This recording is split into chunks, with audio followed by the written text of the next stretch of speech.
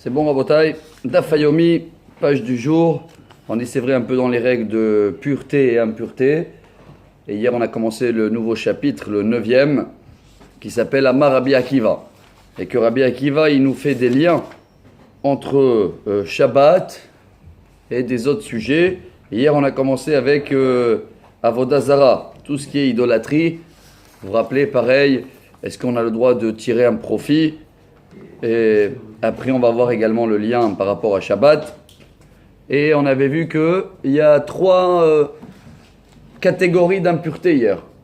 C'est des règles générales. Je sais que c'est un peu compliqué à comprendre, mais maintenant, après tout ce qu'on a traversé, nous, les gens qui ont été contaminés, on voit bien qu'on ne touche pas des gens, même dans le doute. Alors à l'époque, c'était pareil. C'était la catégorie standard, c'était un insecte. Deuxième niveau, c'est déjà idolâtrie. Après, il y a nida. Et chacun, il a un degré d'impureté qui peut contaminer. Insecte, un jour. Avodah Zara, ça dépend. Si c'est comme le insecte, c'est un jour. Nida, ça peut être plus. En général, la nida, c'est 7 jours. Et il devait se laver. Chibes begadav, laver les vêtements. Ça touchait les vêtements. Passer au mikvé. Après, il y a aussi le niveau qu'on connaît bien. Je ne sais pas s'il va revenir. C'est la lèpre. Celui-là, il était encore plus dur, celui-là. C'est minimum une semaine. Ça peut aller à 2 semaines, des fois 3 semaines. Et celui-là, pas seulement il doit se laver, et pas seulement laver les vêtements, il doit se raser tous les poils. Entièrement. Tout ça, c'était à l'époque. Et aujourd'hui, on est dans la ligne 3. Elaha de Ba'e Rav Hama bar Guria. Page 83. Avodah Zara. Yeshna le Evarim. Oeina le Evarim. Est-ce que si la Avodah Zara maintenant elle devient des membres, comme ça on a dit, il y avait un statut, il est devenu des morceaux. Est-ce que les morceaux ils vont garder le même degré d'impureté comme la statue entière ou pas? Alors la Gemara essaye de répondre. Tif shotle, 5e ligne. Meha ben le Rabbanan ou ben le Rabbi Akiva deina le Evarim. Si c'est comme la Nida, ça n'existe pas des morceaux. Nida, c'est quelque chose qui est entier. Ça n'existe pas une partie de Nida. On est bien d'accord, le corps, il est en entier. La seule chose qu'on a vu qui peut être détachée du corps, c'est la tête. La tête, elle peut aller où elle veut dans la pensée. Mais quelqu'un qui est parti à Jérusalem dans la pensée, une femme qui est Nida, et elle a rencontré sa copine dans l'imagination à Jérusalem, elle n'a pas contaminé, on est bien d'accord. Ça doit être sur place et en entier. Apparemment, c'est pareil pour l'idolâtrie. Rav Hama bar Guria, Keraba Matne. Ubaela, Aliba de Rabbi Akiva. Alors, c'est pareil par rapport à Rabbi Akiva, comme il nous a appris dans la Mishnah. Donc, même une pierre ou quelque chose qui faisait partie d'idolâtrie, s'il est tombé, il est détaché, il est cassé, il ne garde pas la même pureté comme une femme nida. Meïtive, Avodah Zara, Kasheretz. Quel est le degré d'Avodah Zara? Voilà ce qu'on va essayer de savoir, le degré d'impureté. Est-ce que c'est comme le minimum, là, comme l'insecte? Comme ça, on dit Sheretz, insecte. Il y a une liste, les 7 insectes qui rendent impurs. Le serpent, le lézard, la souris, etc. Vemeshamshe akasheretz. Rabbi Akiva Omer, Avodah Zara kanida. Donc, on a vu 2 avis. Premier avis, c'est Rabbi El-Hazar, il dit c'est comme insecte. Selon Rabbi Akiva, c'est comme la nida. Vemeshamshe Kasheretz. Mais ce qui sert pour la Avodah Zara, le service d'idolâtrie, c'est sûr qu'il est dans le niveau le plus bas. Bishlam Rabbi El-Hazar nichal ale rabba kashi amar lach rabba mialim amatnit indekatani aitzav va'avanav ve'afarav metamim kasheretz. Ukimna mai kasheretz lo de lo metame be'even misama ve'achanami de lo metame be'even misama. S'il y a des bois, de la poussière, ce qui veut dire des ustensiles qui supportent le statut, c'est pas l'idolâtrie, c'est le méchamèche d'idolâtrie. Il a une catégorie comme Nida. Ça veut dire quoi comme Nida? Quand elle porte une femme Nida quelque chose, ça devient impur. Alors là aussi, le statut va rendre impur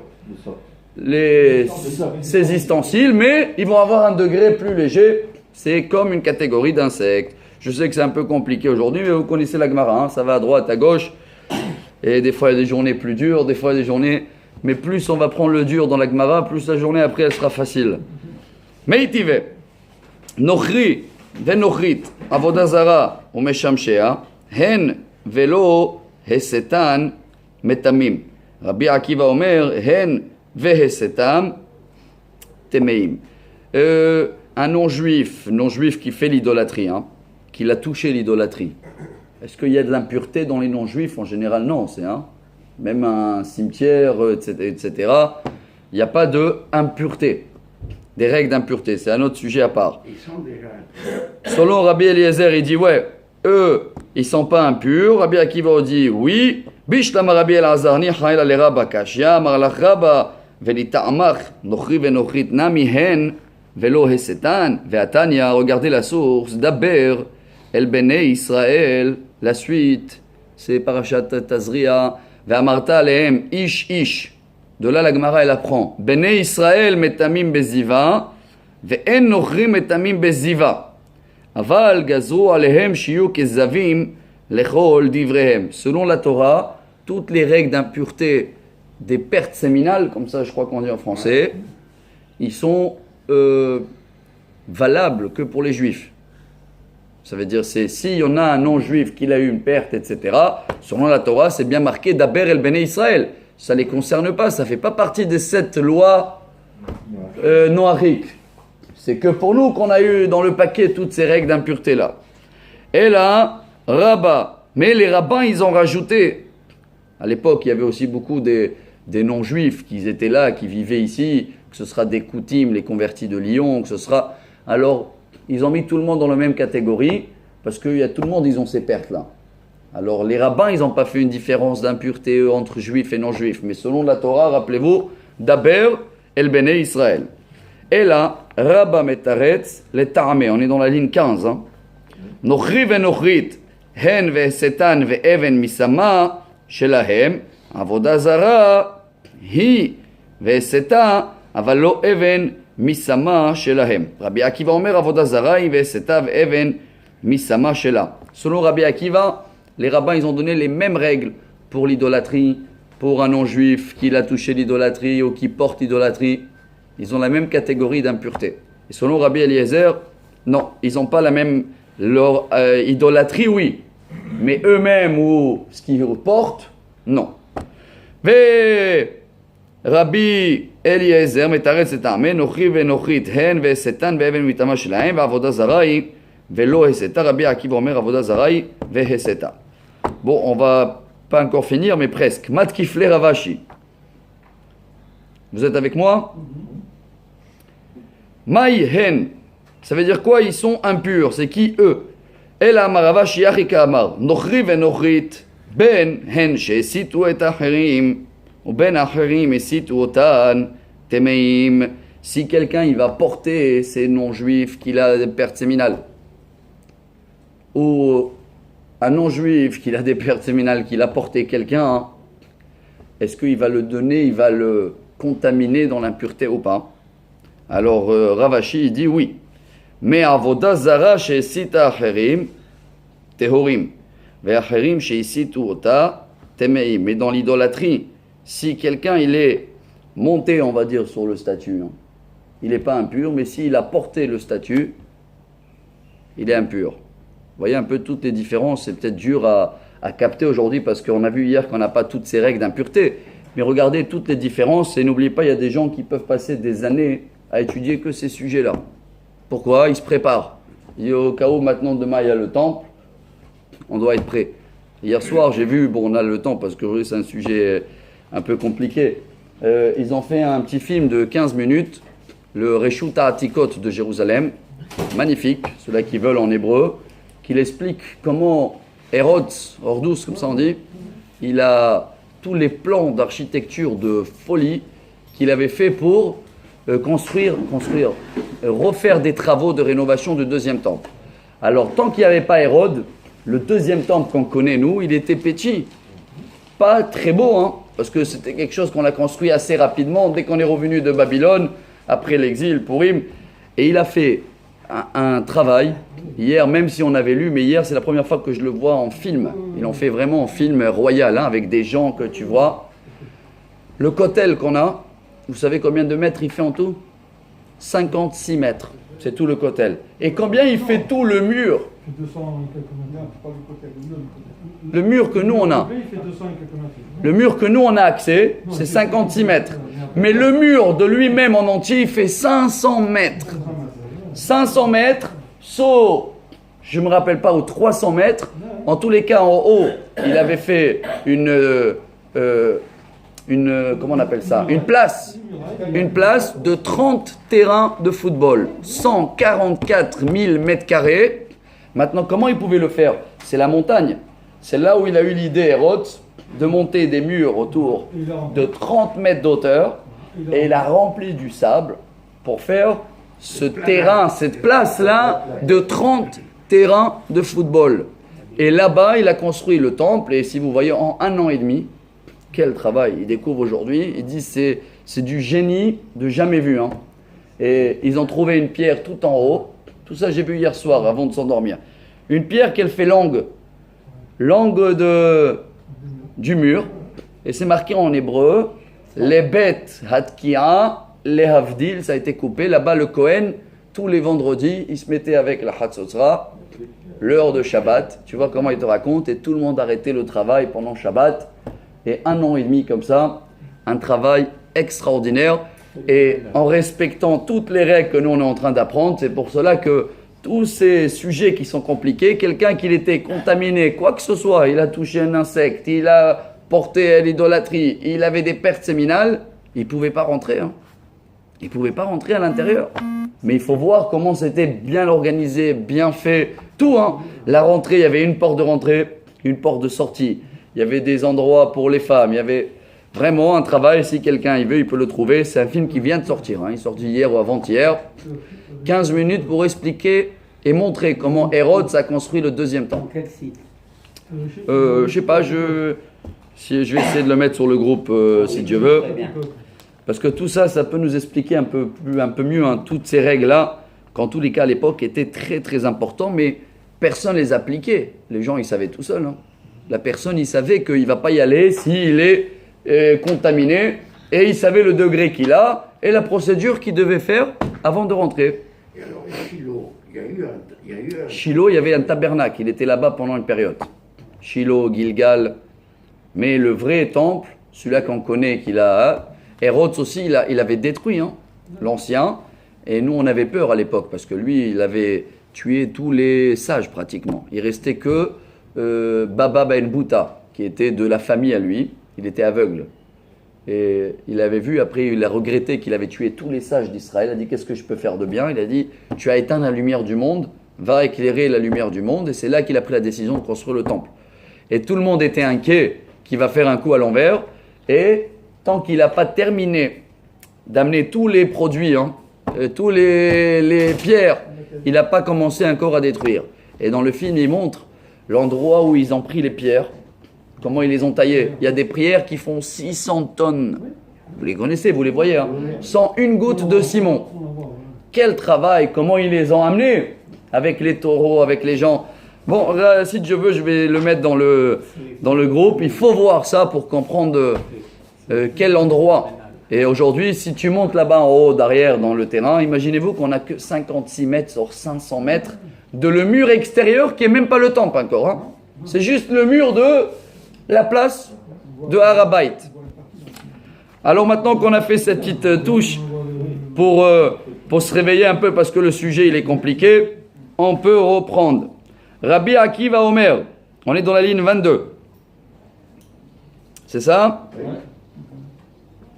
Rabbi Akiva Omer, Nochri venochrit, ve'avoda zara, benhem sheisitu acherim, ben acherim sheisitu otam, temeim. Meshamshea, benhem sheisitu acherim, ben acherim sheisitu otam, teorim. Rabbi Akiva, qui est un peu plus strict, il dit que ce sera juif ou non juif, peu importe. C'est dans les pertes séminales, ils ont la même règle comme une femme nida. Ça veut dire s'ils ont porté quelque chose, quelqu'un il les a portés, ils le rendent impur. Par contre, les ustensiles qui servent l'idolâtrie, ça déjà, c'est une catégorie plus bas. Et si quelqu'un il va porter, pas le statut, hein, le support de statut en exemple, ça va pas rendre impur. Avoda zara, la Gemara elle dit bishlama acherim sheisitu ota mashkahat elahi sheisit acherim echi mashkahat la. La Gemara elle a dit qu'est-ce qu'on a vu tout à l'heure? Si toi tu portes un statut impur, oui, mais si le statut il te supporte, non. La Gemara a dit comment un statut il peut supporter quelqu'un? Quoi, il a fait un câlin sur lui, comment c'est possible? Regardez, la Gemara, elle laisse pas un détail pas clair. Hein.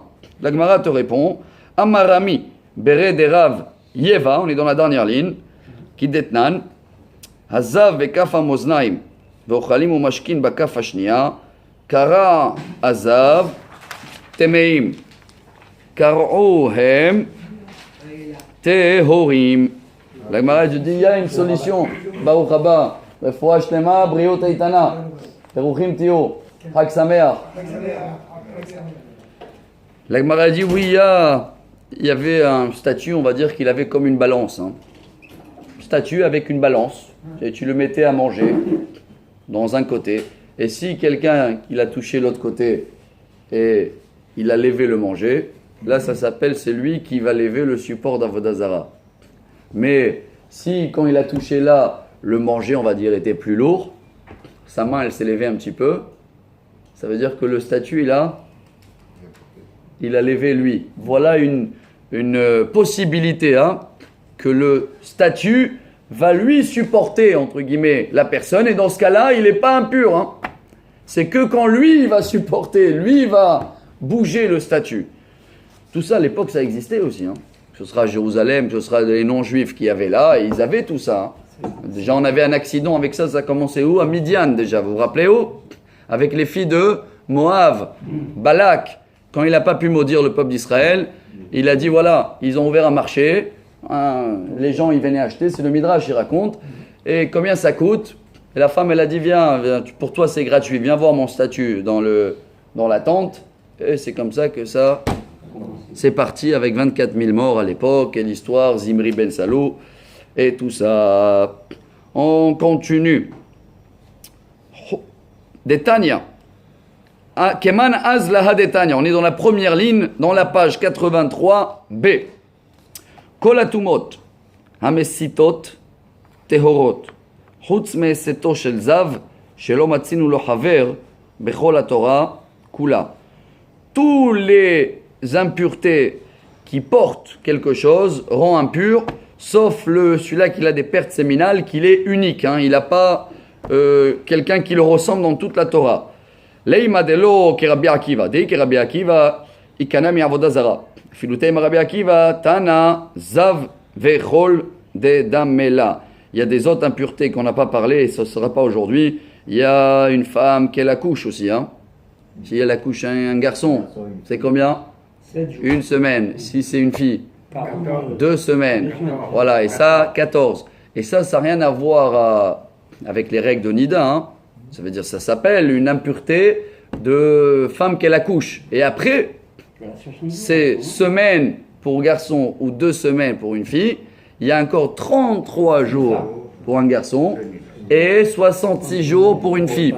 Mais pendant ces 33 jours, elle n'est pas interdite à son mari s'il y a plus de sang. Elle est juste interdite d'aller au temple.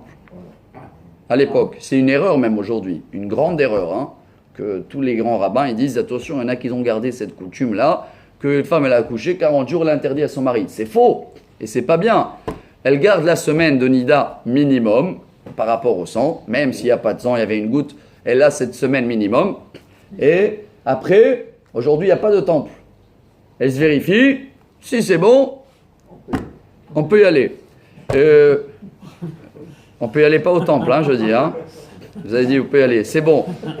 Vous savez, une fois, on avait expliqué ça. On avait étudié ici pendant des années la Gemara Nida. Je fais une petite pause, mais importante. Toutes ces règles-là, on va dire là pourquoi, la Gemara elle demande pourquoi 1 semaine pour un garçon et 2 semaines pour une fille? Parce que dans la vie, Alors bravo, la Gemara elle a répondu, Hazak, Rabbi Daniel, Michael. La fille donne la vie aussi. Hein. Et chaque fois qu'il y a une vie ou qu'elle a disparu, au potentiel, elle a disparu, c'est des pertes séminales, hein, au départ. Ça pouvait être une vie. Elle n'est pas là. C'est un mini-deuil, la Nida. Comme quelqu'un qui a vraiment disparu, on va devoir pendant 7 jours tout arrêter pour que cet événement-là, il va marquer notre vie. Alors quand il n'y a pas une vraie vie, une potentielle de vie qui a disparu, ou une nouvelle vie qui vient d'arriver, mais qu'elle va apporter la mort aussi après 120 ans, C'est la fille. c'est le garçon. La fille, pas seulement elle va apporter, elle, sa mort après 120 ans, elle va apporter aussi la mort qu'elle va enfanter. Donc c'est doublé. 2 semaines, on va appeler ça de mini-deuil. Et on va appeler ça Nida. Hein, voilà. Et c'est quoi le mini-deuil? C'est que pendant cette période-là, c'est pas le moment de réessayer d'amener une nouvelle vie. Non, 1 semaine, il faut que ça marque le couple. Voilà, sur un pied. Hein. C'est encore très très profond. Mais c'est une petite touche comme ça pour ce soir. Et demain, quand on va recevoir la Torah, on va comprendre qu'elle est tellement profonde et belle parce que jamais Dieu il va nous dire de faire quelque chose pour rien. Il n'y a que nous qu'on ne connaît pas les raisons. Mais il faut chercher les raisons. Bon, toujours on ne va pas comprendre la vache rousse, etc. Hein. Mais tout le reste, il n'y a pas seulement une explication. C'est là, c'est peut-être celle-là, mais il peut y avoir encore 100 raisons divines. Pourquoi Dieu il nous dit dans les 613 détails, là il faut faire comme ça, et là il ne faut pas mélanger la viande, et là il faut... Tout, il y a des raisons, chers amis. Hein. Voilà, nous on ne comprend pas. Hein. Comme une voiture, s'il te dit tous les 3 mois il faut que tu fais ça et tu gonfles les pneus, même si tu ne comprends pas, c'est les règles de créateur. Si tu veux que ça tient jusqu'à 120 ans, et de côté de santé, et de côté d'en haut, sans rentrer dans les calculs, et celui-là, et réincarnation, on va comprendre qu'on ne comprend rien en fin de compte. Hein. mais c'est beau. Il a fait. Alors on reprend. Bae Rama Barhama Barguria. Avoda Zara. Yeshna Levarim. Oena Levarim. Tout ça, on n'a pas répondu encore à la question qu'on a démarré avec le cours. Maintenant aussi, la Avoda Zara, elle a été effritée. Hein, comme ça on dit, elle a été coupée à des morceaux. Est-ce que les morceaux, quel degré d'impureté ils vont garder? Plus, moins? On a essayé, on a amené 2 avis, Rabbi Akiva, Rabbi Eliezer. Mais concrètement, comme ça on peut terminer cette Mishnah-là. Alors la Gemara elle dit Echa dega dehediot yachol achzira lo tiba elach dichman de mehumberet nami. C'est sûr que si, on va dire le statut, il y a juste sa main qu'elle est tombée et tu vois que la main, c'est un petit clip, tu vois. Tu prends la main et tu remets le clip. Alors là, c'est sûr que la main, elle a gardé quand même l'impureté, on est bien d'accord. Ah, Maï, qui tiba elach echa de en idiot yechol achzira. Maï, mais s'il est vraiment cassé en 2. Et là, c'est un grand travail pour la remettre, ou peut-être tu ne peux plus la remettre. Est-ce qu'elle a perdu l'impureté? Non. Ou elle le garde quand même? Vous voyez, regardez jusqu'à où elle va la question. Hein. Dans le cas où tu ne peux plus maintenant coller, là, il faut vraiment un travail... Keman, la Gemara, elle te dit, Maï.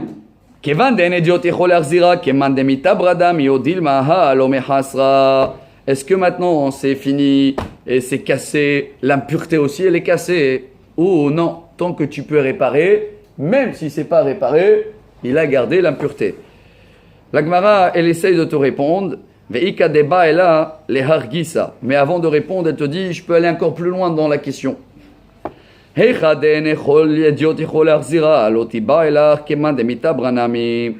sûr que si on peut pas la remettre, c'est comme si que c'est cassé et tu sais quoi? Allez, ça a perdu l'impureté.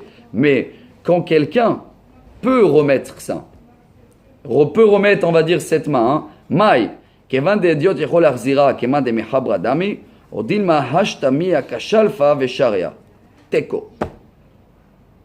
La question, elle va plus loin. Elle dit, d'accord, tu sais quoi? Si c'est cassé d'une manière que c'est irréparable là tout de suite, c'est fini. Le morceau, il a perdu l'impureté. Mais si maintenant, c'est, on va dire, un clip, c'est réparable, sauf qu'il n'y a pas accès. Il faut attendre, peu importe quelqu'un. Est-ce que maintenant, tant qu'il n'y a pas accès, ça garde encore l'impureté ou pas?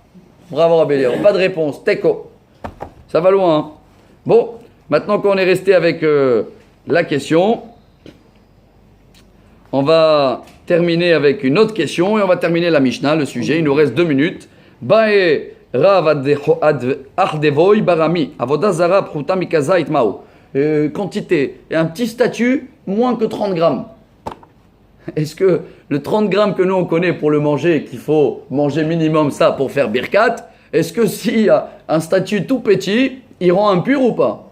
Est-ce qu'il y a un volume, hein, une quantité pour l'idolâtrie?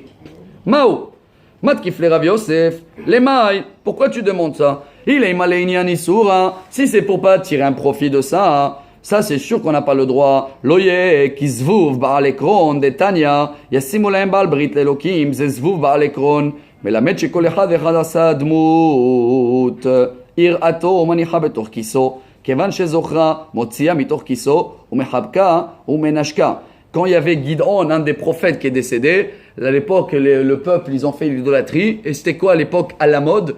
Un petit idolâtrie comme une mouche.